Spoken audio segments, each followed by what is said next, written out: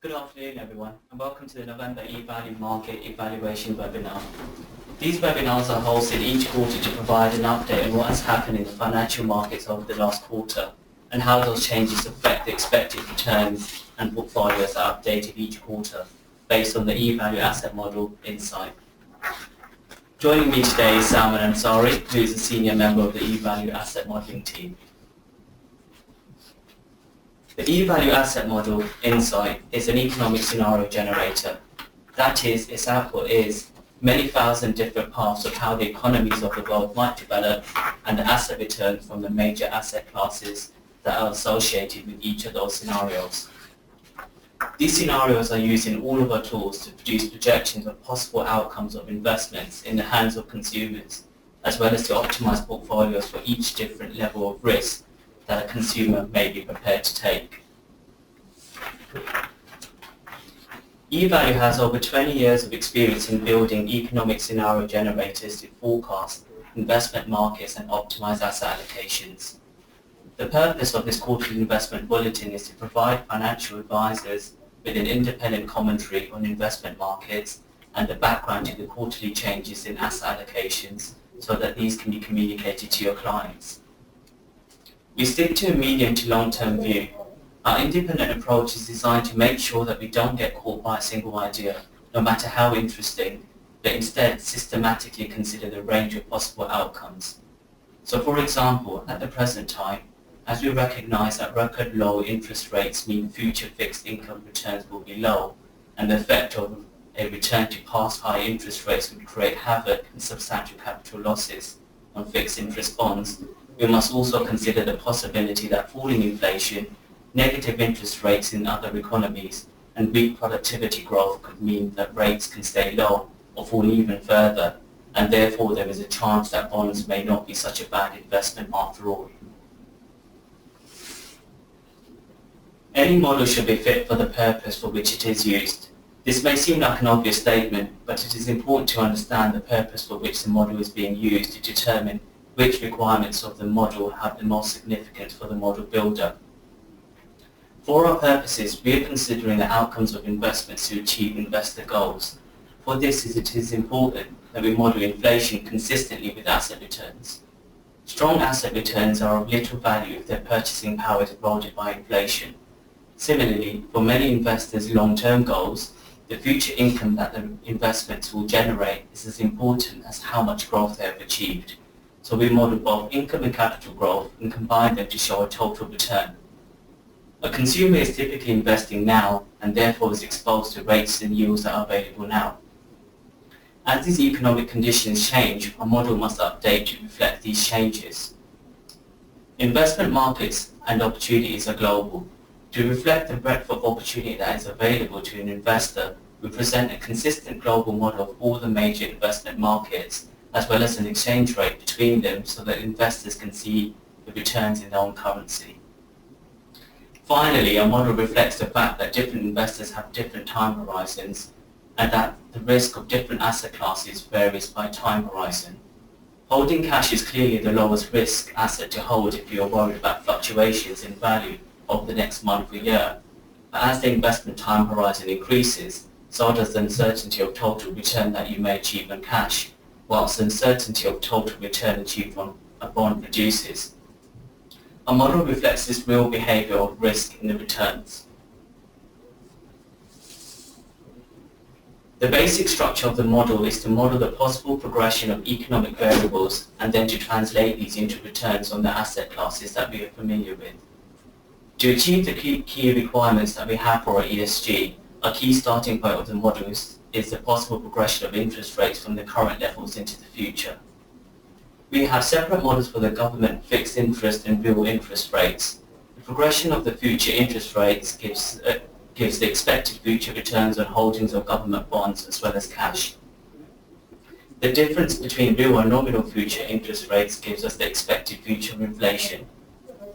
In addition to the interest rate models, we have an equity dividend yield and growth rate model, which provides expected equity returns, a corporate bond return, which shows the interest rate behavior correlated to government bonds as well as an additional risk linked to equities, a property rental yield and growth model which provides expected property returns. Each of these models is calibrated in 4 major currencies: sterling, US dollar, euro and yen. The exchange rate model between these currencies allows us to express these returns in the currency of the investor. The model builds on 4 basic concepts. 1. The model calibration. These are the parameters that are fitted to each of the economic models described earlier. These are updated annually along with any updates in the underlying modelling approaches to reflect the latest thinking and academic research. 2. The state-based approach. The return from the model developed from the starting point and the probabilities of different outcomes varies on the starting point. This leads to the need for 3. The quarterly model updates. The model is updated and published quarterly to reflect the changes in the starting point of the projection for the state of the economy and the yields that are available. This webinar focuses on the impact of the changes in the starting point and the consequences for future returns and portfolios. And 4. The simulated scenarios. These are the scenarios for future returns that come out of the model and are used in all of our tools and forecasts. I will now hand over to my colleague Salman to talk through the changes in the quarterly calibration and the impact of the expected long-term returns and portfolios. Thank you very much, Chet. Lots has happened over the past quarter, so we've got quite a few things to go through. In this part of the webinar, we will look at how the economic indicators have changed over the quarter and how these changes are reflected in our asset model in the form of changes to returns projections. We will also summarize what has happened over the quarter and say a little bit about where we think it is going next. So we'll start off with interest rates. As Chet has noted already, interest rates are the cornerstone underpinning asset price movements. So we will start with these and then move on to the other assets. The main story this quarter has been the aftermath of the Brexit vote, what the government and central bank, that's the Bank of England, have done, and what the effects have been on the markets and the implications for asset returns. As we all know, the UK voted to leave the European Union, the so-called Brexit, at the end of June, and markets plunged into turmoil. Before the vote, GDP growth was already slowing. Inflation was stubbornly low, and then the pound plummeted to a 3-decade low against the dollar, and was at its lowest against the euro since 2013. Interest rates also fell sharply. On the back of some relatively poor economic indicators, the Monetary Policy Committee at the Bank of England announced the first base rate change in over 7 years. The base rate was cut from 0.5% to 0.25% on the 4th of August, which we can see quite clearly from the 10-year yields chart for the UK. The Bank of England also announced further quantitative easing via the asset purchase facility. In this bond buying program, the bank would purchase £60 billion worth of gilts over a 6-month period and a £10 billion worth of corporate bonds over an 18-month period. The aim of these monetary injections was to bring some stability to the markets and restore some confidence in the economy. However, sterling did not recover from the initial fall and still hasn't. In fact, it has subsequently fallen even further, and we'll discuss this in a little bit more detail further down the presentation. The FTSE 100 staged a recovery, mostly because almost 80% of its revenue is generated outside the UK, but also on the back of the interest rate falls and improving commodity prices. The Bank of England's bond buying program also suffered some initial setbacks due to market liquidity issues, which has meant that interest rates went through a roller coaster period over the summer. Then events at the beginning of October, which we would normally not have reflected in our projections, became so important that we've had to include them. Theresa May at the Conservative Party conference made what was an apparently strong commitment to immigration restrictions incompatible with freedom of movement required for inclusion in the single market, and announced her intention to issue Article 50 notification by the end of March. As if this wasn't enough, on 7th of October, sterling suffered a flash crash, sending it down to $1.18 at one point. October has generally lived up to its historical reputation as an economically dramatic month. Anyway, the market's response to all this news has been a further 7% devaluation of sterling and a sell-off in the bond markets, meaning that more than the bond yields changed so that they undid most of what had happened at the end of the previous quarter, at the end of June. The impact of this on the outlook for UK investors has been dramatic and has completely changed the outlook. For this reason, we have included these latest developments in our October update. So instead of projecting from market conditions at the end of the previous quarter, in this case the 30th of September, we have used the market snapshot from the 11th of October as the basis for our projections. So in light of all this, let us have a look at interest rates. Rates in the UK and US have gone through much volatility over the period. But whereas rates in the US have slowly increased over the period, which is the red line you see, those in the UK have had bigger negative shocks, and they have only just reached previous quarter levels in October after spending most of the summer down. Having gone negative for the first time in the first quarter of 2016, Japanese 10-year rates have remained firmly negative over the past quarter. The shocks have been very similar to those seen in the US.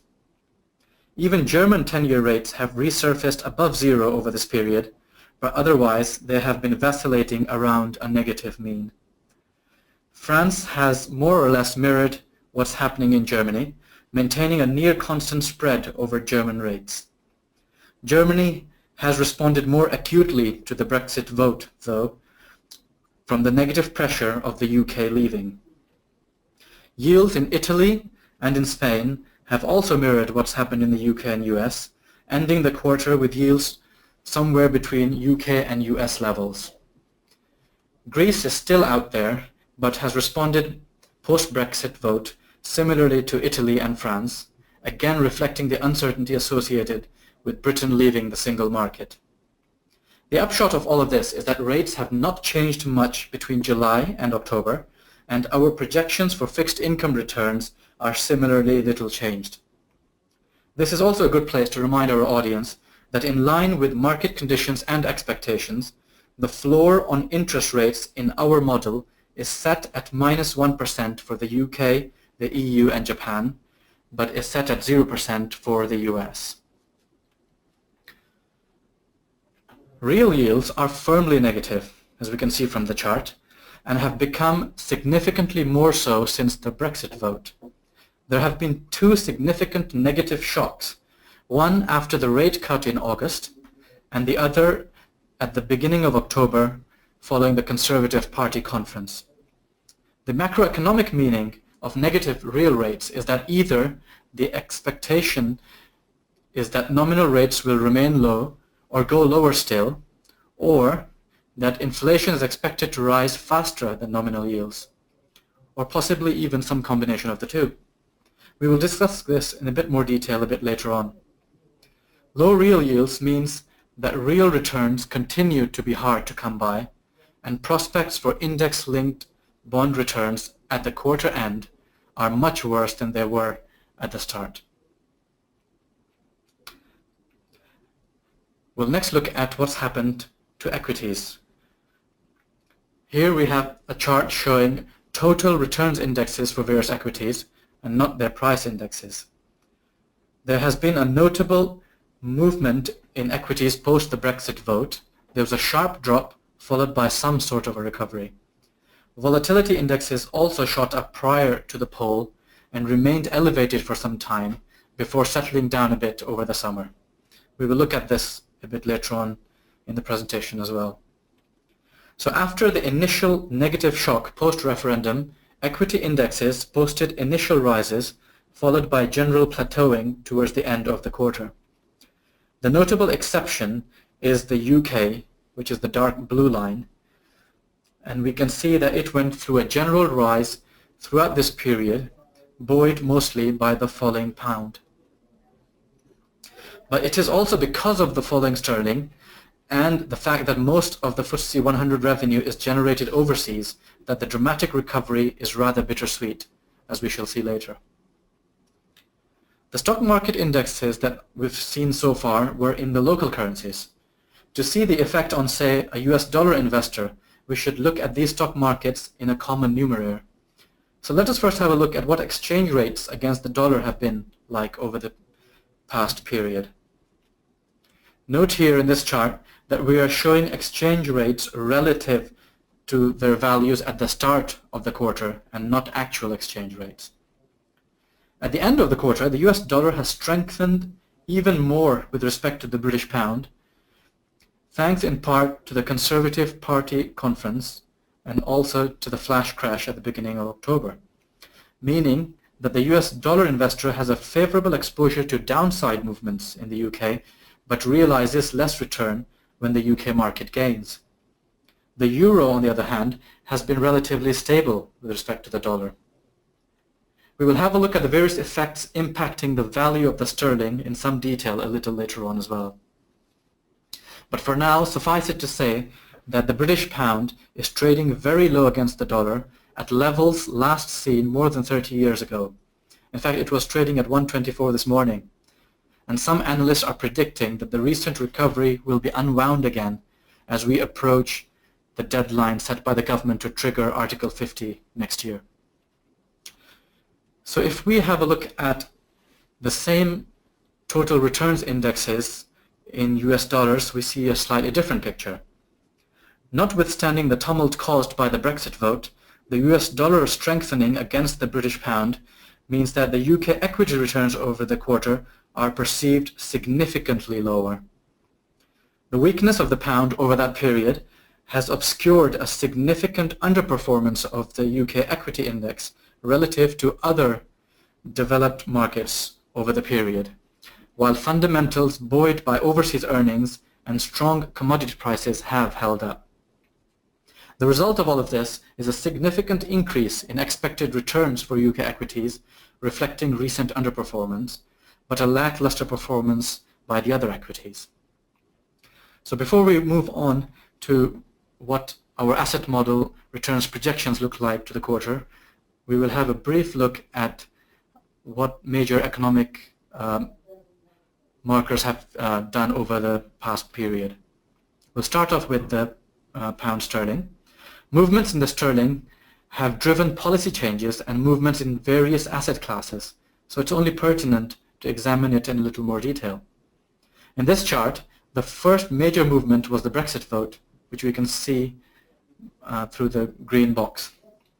Prior to the referendum, the market had priced in a victory for the Remain campaign, making the fall even more dramatic. At the beginning of August, the Bank of England intervened with a rate cut and news of more quantitative easing, leading to a fall in the pound, which is shown in yellow. There was then a period of stability, but then at the beginning of October was the Conservative Party conference, which was filled with talk of a hard Brexit and removing the UK from the single market. This further depressed the pound, which we can see in the decline shown in magenta. Later on that week, some automated trading was blamed for what has now been called the flash crash for the pound, and this is shown in red. In the beginning of November, the pound rallied on news of the Brexit court ruling that the Prime Minister could not trigger Brexit alone, but would rather need the approval of Parliament. At the same time, the FBI opened investigation into the Hillary Clinton email scandal, improving odds for a Trump victory. This had a negative effect on the dollar and a relatively positive one for the pound. This is shown in cyan on the right-hand side. The upshot of all of this is that the British pound has lost its reputation as a stable international currency, making UK assets especially more vulnerable. Previously, we had a look at what total returns indexes looked like in US dollars. If we have a look at them, the price indexes in US dollars, the situation looks more dramatic. So here, the blue line shows the UK price index in US dollars from the Brexit vote. Compare this with the S&P 500, which is shown in red, and the Euro Stoxx 50, which is shown in yellow. the UK stock market has clearly underperformed quite markedly. This chart shows the FTSE 100 price index since the Brexit vote in pounds, which is in blue, and in dollars, which is in red. Whereas the price movement in pounds paints quite a rosy picture, almost 10% up since the Brexit vote, because of the fall in the pound, which is shown by way of the green line, the picture in dollars, which is more representative of the fundamentals, the index appears to be down by almost 10%. It's worth mentioning again that the weakness of the pound over the quarter has obscured a significant underperformance of the UK equity relative to other developed markets over the same period. Next, we will have a look at property. One of the victims of the Brexit vote has been property. The Brexit vote worsened prospects as investors were worried about vacant commercial property and flight of capital ensued. This led to falling prices and evaporating liquidity, forcing several funds to suspend trading over the summer period. This chart shows the valuation of some of these since Brexit, which is marked by the red dot in the middle of the chart. Most funds are down by about 5 to 10% over the quarter. The market is stable again for now, as most funds have reopened, but at very much lower prices. This is reflected in the IPD UK index, which is what we follow for our model projections. Lower property valuations means improved returns, as we will see later. Next, we'll have a look at what the outlook is for various market indicators and assets over the coming periods.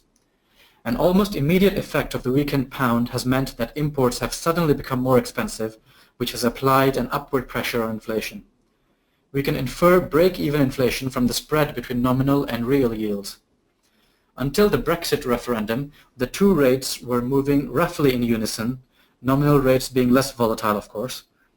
But post-referendum, the gap widened almost instantly, increasing the break-even inflation. Because of the convexity adjustment, break-even inflation generally underestimates inflation expectations. There are also other effects, such as liquidity of inflation-linked instruments.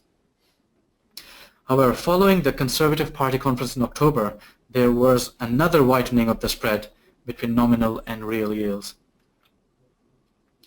Improving economic data has meant that the Bank of England has, for the time being, pushed back a further rate cut that many analysts were predicting to be in November. The health of the UK economy seems to be making some sort of a recovery.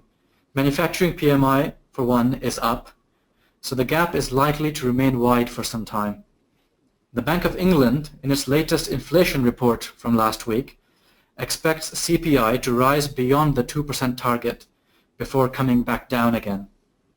To instill some confidence, the Bank of England has signaled that it will not let inflation rise indefinitely and will take measures if there is a danger of a runaway. The upshot of this is that break-even inflation is certainly on the rise and future inflation expectations are higher. As we noted earlier, uncertainty is currently running at a high, and this can be seen in the equity volatility indexes. In the lead-up to the EU referendum vote, the result appeared too close to call, and the UK and EU volatility indexes for equity shot up to levels seen last summer, in fact, in the wake of the Chinese stock market collapse. There was a period of relative calm over the summer, but in the last few days, these equity volatility indexes are again on the ascent. In the US, the election is again too close to call and may be responsible for most of this volatility upsurge. On the other side of Brexit, we have changes happening in the Eurozone. And one measure that we can use to assess what's happening is to have a look at the Eurozone market stress. This is measured by the spread between the lowest and the highest yielding bonds in the Eurozone, which at the moment is between Germany and Italy. And this has recently increased very rapidly, as we can see from the right-hand side of this chart.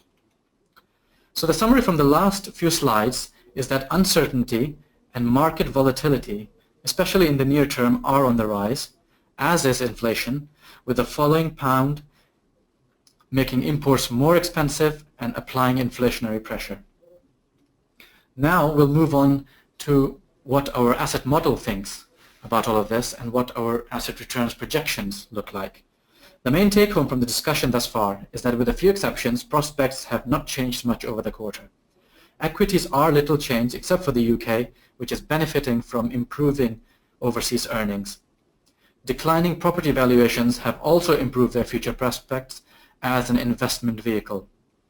After a tumultuous quarter, rates are close to where they were at the beginning, so fixed income returns are also little changed.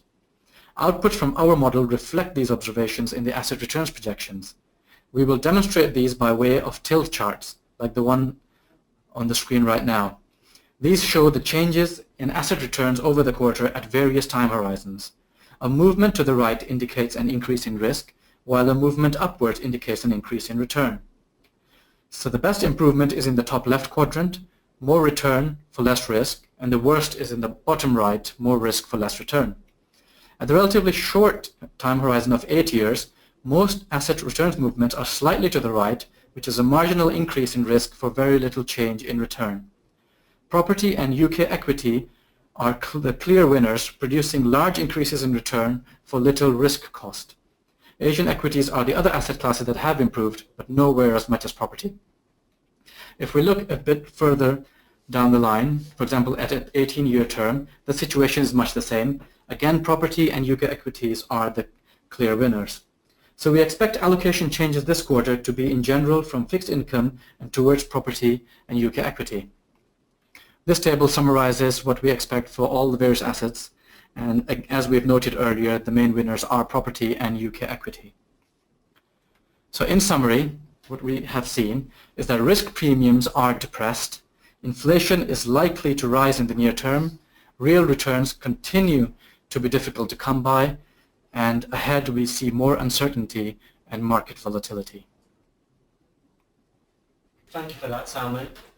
That's it for today. Thanks to everyone who was able to attend. If you have any questions, please either direct them towards our website, ev.uk, or send them across to us at contact@ev.uk.